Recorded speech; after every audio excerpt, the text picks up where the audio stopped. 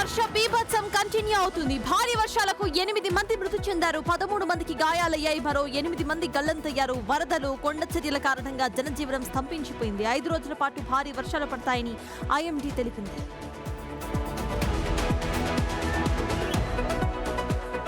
హైదరాబాద్ లో నాలాలో కొట్టుకుపోయిన బాలయ్య జాడ వారం రోజులు గడిచినా తెలియడం లేదు. కనీసం చివరి చూపు కూడా దక్కడం లేదు అని కుటుంబ సభ్యులు రోధిస్తున్నారు.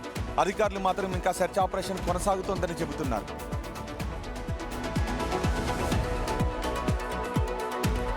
నంద్యాల జిల్లా ఆత్మకూరు పరిధిలో ఎలుగుబంటి సంచారం కలకలం రేపింది. ఎర్రగూడూరు సమీపంలో జాతీయ రహదారిపై బేర్ కనిపించడంతో వాహనదారులు ఉలిక్కిపడ్డారు. రాత్రిపూట ఈ మార్గంలో వాహనాలపై వెళ్లే వాళ్లు జాగ్రత్తగా ఉండాలని సూచిస్తున్నారు ఫారెస్ట్ అధికారులు.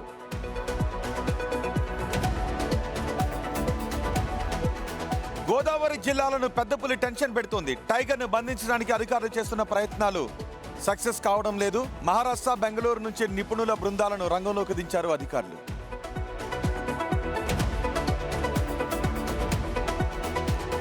సాయికృష్ణ లోకప్ డెత్ కేసు దర్యాప్తులో ముందడుగు పడడం లేదు. సిట్ విచారణకు మాజీ సీఐ నాగరాజు సహకరించడం లేదు. 4వ రోజు విచారణలో సైతం నాగరాజు నోరు విప్పలేదని తెలుస్తోంది.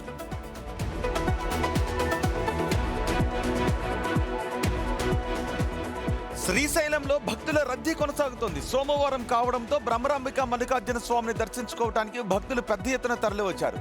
ఉచిత దర్శనానికి 3 గంటల సమయం పడుతోంది.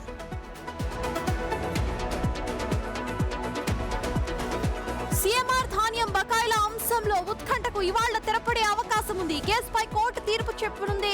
2022-23 సీఎంఆర్ ధాన్యం రేటు విషయంలో మిల్లర్లు కోర్టును ఆశ్రయించారు. తడిసిన ధాన్యం, నాణ్యత లేని ధాన్యం ప్రభుత్వం ఇచ్చినందని మిల్లర్స్ వాదన.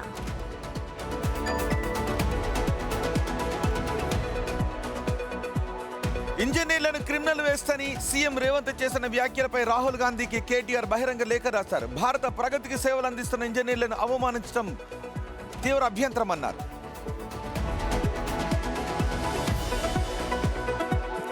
సంగారెడ్డి జిల్లా పటాన్ చెరువు మండలం రుద్రారంలో పెద్ద చెరువు విష రసాయనాలకు నిలయంగా మారిపోయింది.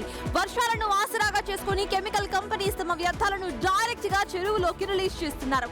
5 రోజులుగా వేలాది చేపలు ఊపిరాడక చనిపోయి నీటిపై తేలుతున్నాయి.